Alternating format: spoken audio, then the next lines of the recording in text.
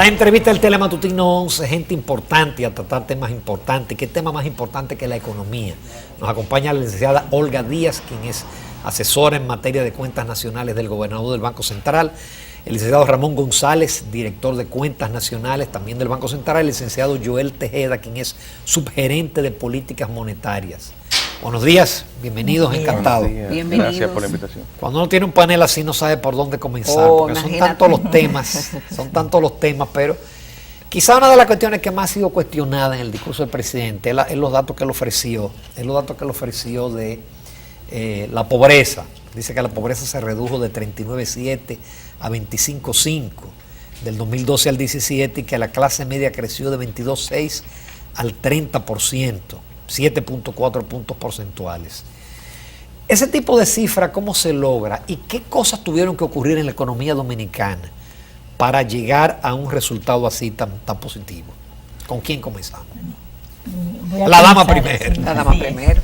Muy buenos días, sobre todo quisiera darle las gracias por la invitación y la oportunidad que tenemos de poder comunicarles a los amigos televidentes una serie de puntualizaciones en torno al crecimiento económico y sobre todo a ese tema, como usted dice, de el crecimiento de los empleos en el país. Entonces, lo primero que quiero es hacer un pequeño recuento de cuáles fueron los factores que incidieron en ese crecimiento que exhibió el año pasado de 4.6%. Como ustedes saben, la economía estuvo muy ralentizada en el primer semestre y producto de esa ralentización en la política monetaria, pues tomó una serie de medidas para de flexibilización monetaria que incluyó la reducción de la tasa de política y el desmonte de unos 23.000 millones del encaje legal, que eso a su vez incidió en un efecto multiplicador en la cartera de préstamos del sector financiero, ya que al final se dinamizó el crédito y se prestaron unos 55.000 millones. Eso, conjuntamente con la política fiscal, la dinamización, o sea, una política fiscal más activa, o sea, la coordinación tanto de la política monetaria con la fiscal, dio lugar a que al final los números reflejaran un crecimiento de 4.6%, que es un crecimiento bastante robusto, ya que en el contexto de América Latina somos de los países que tenemos mayor crecimiento, como lo hemos venido haciendo los últimos años. Entonces, además de yo plantear lo que ha sido o los factores que incidieron en ese crecimiento, quería también presentar a los televidentes, decirle que ese indicador, el Producto Interno Bruto, que es el que se utiliza para medir el crecimiento de la economía, es una de las variables más fidedignas en términos de cómo se desarrolla la economía. Porque, por ejemplo, lo que ocurrió en el año pasado es una demostración de que realmente mide lo que está pasando en la economía. Por ejemplo, cuando la economía se estaba ralentizando, se vio en una desaceleración de 5.5 en enero-marzo a 4.3 en enero-junio. Eso fue lo que incidió que la política monetaria se tornara más activa. Como después de esa medida, en agosto se vio una reactivación, un proceso de reactivación de la economía y se reflejó en los resultados del producto. En ese momento, el producto, a través del indicador mensual de actividad económica, se vio con un crecimiento ya de 5.5%. Sin embargo, los dos fenómenos atmosféricos ocurridos en septiembre, pues provocaron que la economía volviera a descender de manera significativa y los resultados del septiembre apenas fueron de 0.5%. Y en el último trimestre crecimos 6.5% para concluir en 4.6%. Entonces, lo que quiero dejar en el ánimo de los televidentes es que realmente cada vez más los esfuerzos que hace el Banco Central de poder incluir todas las variables y los indicadores más significativos para medir la actividad económica se reflejan en ese crecimiento del PIB. naturalmente, ese crecimiento del PIB no refleja una distribución del ingreso, ni tampoco si ese crecimiento le llega a los más desposeídos y a la clase vulnerable, como muchos también critican de que ese crecimiento no se siente porque hay una serie de variables y otras variables que deben tomar en consideración para allá vamos. Licenciado Joel Tejada, el fenómeno social de tener una clase media de un 30% y una pobre de un 25-6%, ¿tiene que ver necesariamente con el crecimiento que hemos tenido en los últimos años? ¿Cuáles son las variables que influyen? Y le hago la pregunta también por el hecho de que organismos internacionales han reportado que el crecimiento en la República Dominicana se ha dado sin mucha inclusión. Mira, es indudable que la economía dominicana ha estado creciendo por encima de los países de la región y en términos promedio hemos liderado el crecimiento en los últimos años. Ese gran crecimiento ha impulsado la generación de empleo, lo que ha provocado una mejoría en los hogares dominicanos y ha contribuido a la reducción de la pobreza. O sea, hay que combinar dos cosas. No solamente el reducción de la pobreza implica pasar de una clase a otra.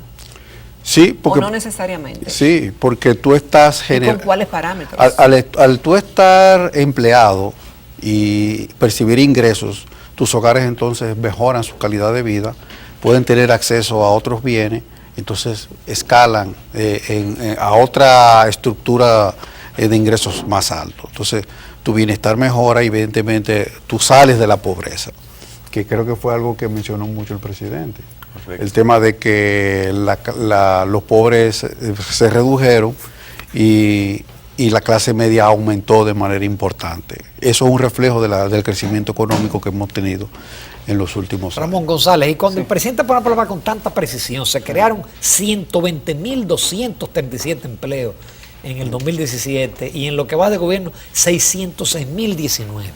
Eso así tan preciso. ¿Cómo se logra ese número? Bueno, esos números surgen de las encuestas nacionales de fuerza de trabajo, tanto de la tradicional que tuvimos desde el 1991 hasta 2016. Así, son datos que recaba el Banco Central. Sí, de encuestas laborales, exactamente. Son datos que se recogen unidades primarias de muestreo en toda la geografía nacional y a partir de esos datos muestrales se expande a la población total y ese es el nivel de ocupado. La encuesta está preconcebida para capturar la ocupación y la tasa de desocupación y esos datos son de nuestra encuesta y nosotros se los suministramos al Palacio para fines del discurso. ¿Cuál el tamaño de la muestra? El tamaño de la muestra de la encuesta continua ahora son 8.500 viviendas seleccionadas por trimestre. Mucho. Sí, es muy representativa y los niveles de error, todos los parámetros cumplen con todos los requisitos para una encuesta de alto nivel de representatividad. Entonces, para retomar un poco la pregunta de los parámetros con el tema de la pobreza, eso sigue la metodología de los organismos internacionales, patrocinado originalmente por el Banco Mundial. Su principal preocupación eran los niveles de pobreza, y la escala es la siguiente. Menos de $4 en términos de paridad de poder adquisitivo, inmediatamente voy a decir que se traduce eso en pesos, es pobre, ¿verdad? Menos de $4 diarios. $4 diarios per cápita. No que gane $4, sino que se disponga de $4 para una persona en el hogar, ¿no? Entonces, $4 o menos es pobre. De $4 a $10 en términos de PPA entra en el rango de vulnerable, que tiene sus precariedades, pero no es pobre de acuerdo a esta definición. Entonces, hay un gran rango que es de clase media, ¿no? Que es de $10 diarios a $50 diarios, ¿no? Y ya más de $50 es de alto ingreso. ¿En qué se traduce eso de dólares PPA en la economía dominicana? Bueno, en términos per cápita, hasta 4.400 pesos, 4.400 pesos mensuales, ¿verdad? Necesita un individuo. Menos de ahí, en per cápita, es pobre. Es decir, si usted tiene un hogar de 4 miembros, usted necesitaría 4 por 4.400, independientemente que nada más trabaje 1 o 2 personas, para considerar el hogar menos de ahí, pobre, Ya más de ahí, entonces al siguiente rango. El siguiente rango clase media. Es de vulnerables, que es donde está la mayor parte de la población dominicana, que no significa eso que haya que analizarlo y verlo en términos peyorativos, como muchos analistas quieren vender. Hemos avanzado porque antes era peor. Antes teníamos una 39,7 de pobreza, ahora bajó a 25,5, ¿no? Entonces, y la clase media aumentó 7,4 porcentuales. ¿Cuánto debe ganar un clase media mensual según sus cálculos? La clase media entra, no es que debe de ganar o no, porque estamos analizando pobreza, es que se debe de disponer para una persona en un hogar entre 11 y 55 mil pesos. Es bastante amplia, sí. Bastante amplio el rango. Por eso dentro de ese 30% hay que están pegados más hacia los 11 mil y otros pegados a los 55 mil. Lo clave y fundamental es lo que debe disponer un individuo en términos per cápita para entrar en este tipo de definiciones. Y hay organismos internacionales y hay algunos economistas de mucho prestigio que entienden que gráficamente una clase media, una persona de clase media debe tener su vivienda con agua potable dentro de su casa, seguro médico, debe tener un vehículo, debe manejar con una computadora, leer y escribir, tener una calidad de vida y como momento de ocio, tomar vacaciones, etcétera. Correcto. Entonces, pero con ese rango tan ampliado de 11 a 50, fíjese, piense en una familia, vivimos en hogares, familias, piense en una familia de 4. Una familia de 4 entra a la clasificación clase media de acuerdo a estos parámetros con 44 mil pesos. ¿Cuánto es la canasta familiar aquí? En la promedio nacional, 30%. 30 mil, que coincide más o menos con la canasta del cuarto quintil. Es a partir del quinto quintil que se duplica a 60 mil. Y fíjese el rango tan amplio que le estoy dando. De 11 es lo mínimo, 11 per cápita para una familia de 4, 44 mil, y entra en el rango de clase media. Y llega hasta 220 mil, de acuerdo a los parámetros, para una familia de 4. Porque, hasta 55 mil todavía es clase media, ya sería clase media alta en borde de alto inglés.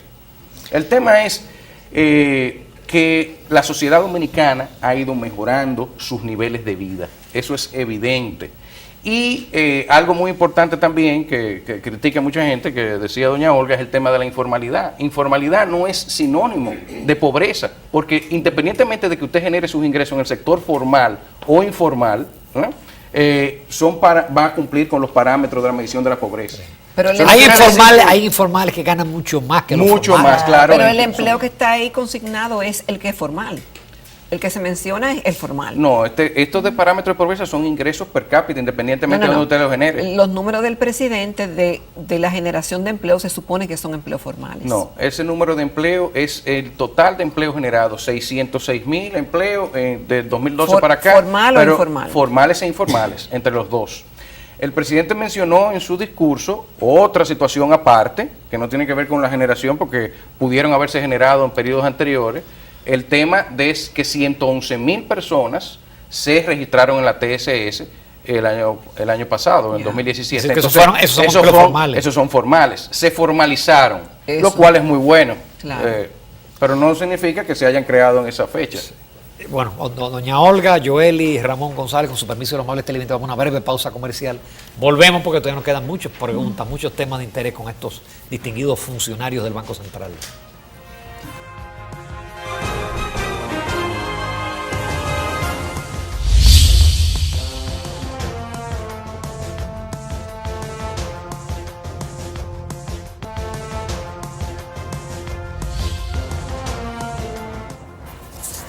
Bueno, hoy tenemos un panel de oro en Telematutino 11. Nos acompaña la licenciada Olga Díaz, asesora del gobernador del Banco Central. También el licenciado Joel Tejada, subgerente de políticas monetarias del Banco Central. Y el licenciado Ramón González, director de cuentas nacionales del Banco Central. Yo quiero preguntarles, no sé quién me va a responder, la opinión que le merecen a ustedes algunos informes internacionales de organismos que sacan sus conclusiones. Por ejemplo, Latinobarómetro el año pasado dijo que solo el 38% de la población alcanza el ingreso para satisfacer sus necesidades y que el 42% no tiene suficiente comida para alimentarse. en alguna de sus conclusiones. También el Banco Mundial dice en sus notas de política de la República Dominicana de que ha habido un alto crecimiento, pero no tan inclusivo. Y que hay mucha gente que todavía permanece por debajo de la línea de la pobreza. ¿Cómo entender todas estas cosas? ¿A quién le creemos y esos datos de dónde salen? No, eso es perfectamente compatible con la historia económica reciente. Recuerda que hay que ver las cosas en perspectiva de lo que ha ocurrido en los últimos años, ¿no? En términos de pobreza, luego de que con la crisis subiera a un 50%, ¿verdad? Y eso precisamente va vinculado a lo de la vulnerabilidad. Esa gran masa de vulnerables, la que tiene sus precariedades, y sobre todo los que están más cerca de la línea de pobreza, cualquier crisis los vuelve y los lleva a la pobreza. Luego de esa crisis vino la recuperación, pero los salarios en términos reales se permanecieron estancados durante largo tiempo. Hasta el año 2013, ¿no? Y desde la postcrisis permanecieron relativamente estancados los ingresos laborales. Y eso hizo que la pobreza monetaria, como se mide, ¿verdad? Experimentara una especie de resistencia a la baja. Y entonces el Banco Mundial tiró unos estudios de cuando la prosperidad no es compartida en ese sentido. Pero ya eso ha ido cambiando. Desde el año 2013 para acá, ese estancamiento de los salarios reales, ¿verdad?, experimentó un cambio. E inmediatamente ese cambio en ingreso se reflejó en las cifras de pobreza. Recuérdense que estamos comparando una línea, ¿verdad?, que hay que superar, un ingreso mínimo per cápita que hay que superar, y eso se compara con los niveles de ingreso. A medida que los niveles de ingreso suben, pues lo vamos superando. Y en eso, perdón, ha impactado las políticas económicas y sociales del gobierno. Es decir, los programas de préstamos, las visitas sorpresa, ese tipo de cosas. Sí, todos los programas sociales del gobierno, sí, todos los programas sociales del gobierno, excepto el programa de alimentación escolar, están incluidos como parte del ingreso para medir la pobreza. Y en la medida que usted esté en un quintil más bajo, por ejemplo, el primer quintil, el 65% de sus ingresos son laborales, y hay otro 35% que son transferencias monetarias en especie, los programas sociales del gobierno, etcétera. Entonces, en la medida que el quintil avanza, la composición de todas estas transferencias baja y prácticamente la mayor parte es... Para reducir la vulnerabilidad vamos a necesitar muchos años de crecimiento con estabilidad, ¿no? Sí, esto es un fenómeno que es común a la mayor parte del mundo. Aquí en República Dominicana, pues es más del 40%, bordeando el 50% de la vulnerabilidad en ese rango que le decía, para una familia de 4 entre 17.600 y 44.000 pesos. Ahí en ese rango está pues la gran mayoría de la población. Y es muy común, hay un estudio del BID del 2015 que sitúa también en torno a 40% en la región ese segmento de vulnerables. Entiéndase que PPP, en paridad de poder adquisitivo, entre 4 y 10 dólares diarios. Eso es lo común en la mayoría de los países. A medida que se van desarrollando, pues la situación se va tornando más homogénea, pero siempre ese grupo va a ser el más numeroso. Ok, licenciado Joel, el tema de la informalidad, que muchos economistas y algunos empresarios lo critican y como lo ven en cierta forma como sinónimo de pobreza. ¿Cómo entender la informalidad en su justa dimensión? Yo creo que tú has hecho una pregunta muy interesante. Como desde la óptica del Banco Central, lo importante es que las personas generen ingresos para poder mantener sus hogares, sea formal o informal. O sea, ya el tema de la formalidad es que ellos tengan, por ejemplo, acceso a un seguro médico que le provea al sector privado o el mismo gobierno, o que se pueda, si tiene un negocio pequeño, informal, pueda tener algún tipo de registro con la empresa, la DGI, por ejemplo. Pero como lo ve el Banco Central es que tú necesitas que ese individuo genere ingresos suficientes para mantener a su familia. Cuando tú ves la encuesta que nosotros hacemos de fuerza de trabajo y la desagregas y entre formales e informales, tú encuentras grupos ocupacionales informales que tienen ingresos por horas que superan a los formales, pero por mucho. Sí, correcto. Entonces, al final, no podemos decir que esa persona que tiene ese empleo informal es perjudicial para la economía. Al contrario, qué bueno que esa persona genera ingresos suficientes para sostener a su familia y que en el transcurso del tiempo, en algún momento, podría insertarse de manera al mercado formal a través de la seguridad social, por ejemplo. En el tema de la informalidad, para tratar de ir formalizando cada vez más la economía y el país, la educación va a jugar un rol fundamental. Porque en la decisión voluntaria de un individuo de permanecer en el sector informal, viene en parte por sus expectativas de ingreso. Yo, con mis condiciones, con mis habilidades, con mis destrezas, con el nivel educativo que pude tener, ¿verdad?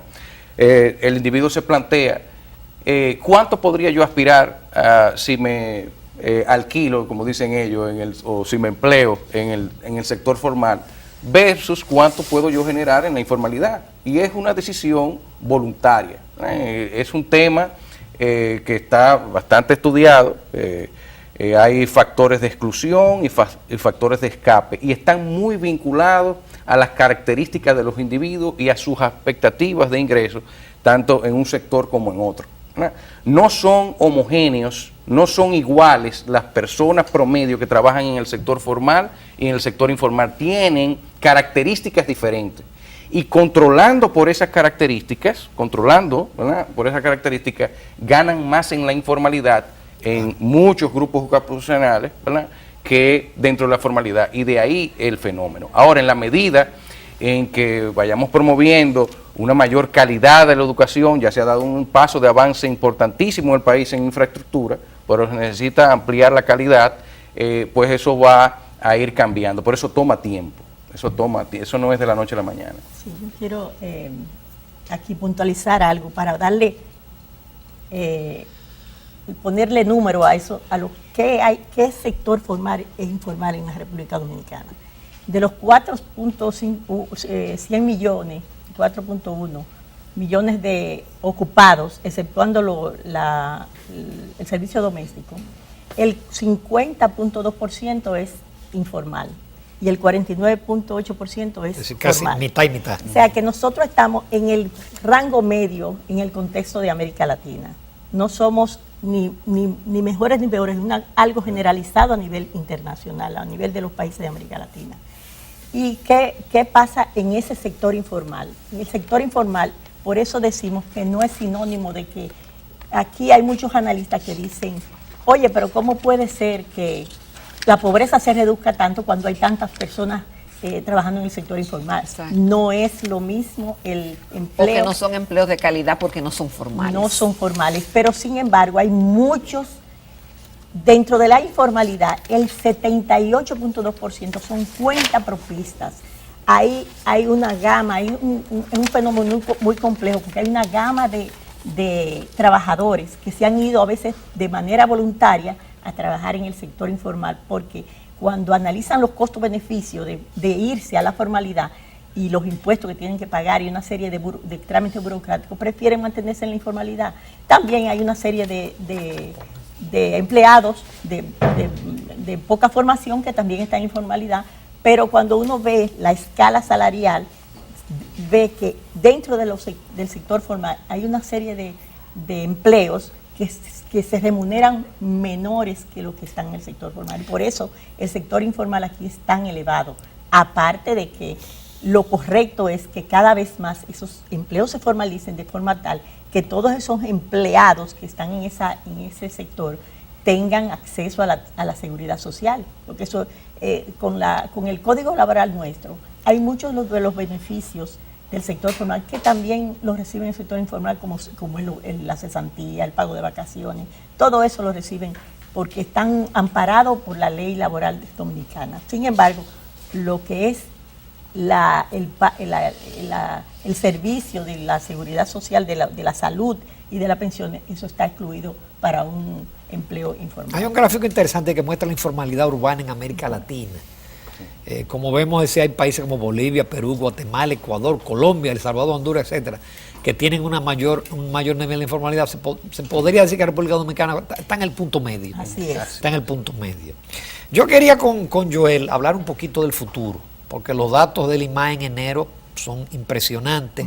Parecería que la dinámica que hubo en los tres últimos meses del pasado año parece que continúa ese mismo impulso. ¿Ustedes se atreverían a pronosticar qué va a ocurrir a lo largo de este año y si no serán necesarios nuevos estímulos monetarios? ¿Será posible mantener una política monetaria neutra? Mira, como te comentaba la licenciada Olga Díaz, desde la implementación de las medidas monetarias a mediados del año pasado, la economía dominicana recibió un gran impulso. Según nuestros modelos, ese impulso se va a mantener durante gran parte del año, por lo que nosotros le llamamos el mecanismo de transmisión de la política monetaria. Que eso quiere decir que hay rezagos en la forma en que la política monetaria tiene su fuerza en la economía, y ese impulso se va a mantener durante gran parte de este año.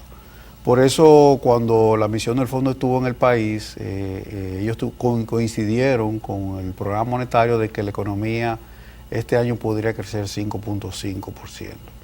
Incluso las estimaciones más recientes, después que vimos que el IMAE creció 7 en enero, indican de que nosotros pudiésemos llegar hasta un 6% este año. O sea, ese impulso monetario se va a mantener, la economía sigue generando divisas de manera importante. Los sectores generadores de divisas mantienen su dinamismo, el turismo sigue creciendo. De hecho, el turismo generó el año pasado 7.200 millones de dólares, las remesas 5.900, la inversión extranjera directa llegó a 3.570 millones de dólares. O sea que en conjunto la economía generó casi 27.000 millones de dólares, 2.500 millones más que el año pasado. La expectativa que tenemos es que este año se mantenga ese ritmo de generación de divisas, lo cual garantiza el mantenimiento de la estabilidad del tipo de cambio, que es una variable muy sensible y que a los empresarios siempre les preocupa. De hecho, el año pasado apenas se depreció 3.3%, lo cual es un indicativo de que se mantuvo la estabilidad relativa del tipo de cambio.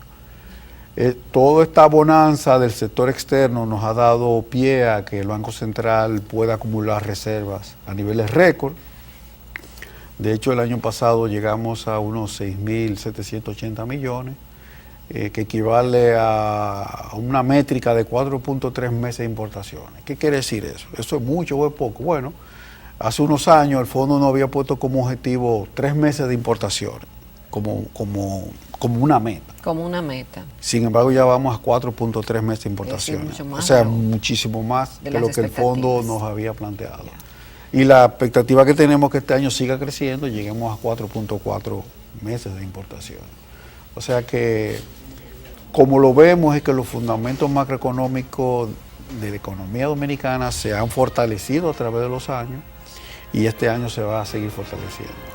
Qué pena no tener más tiempo, ese tema musical nos indica que ya se nos agotó. Muchísimas gracias, Olga Díaz, Ramón González, Joel Tejada, muchísimas gracias por su participación y por haber transmitido con un lenguaje que no es tan complejo como el de los economistas. Yo creo que el público entendió perfectamente los argumentos con todos estos temas de tanto interés. Muchísimas gracias, nos vamos a la recta final del Telematutino 11.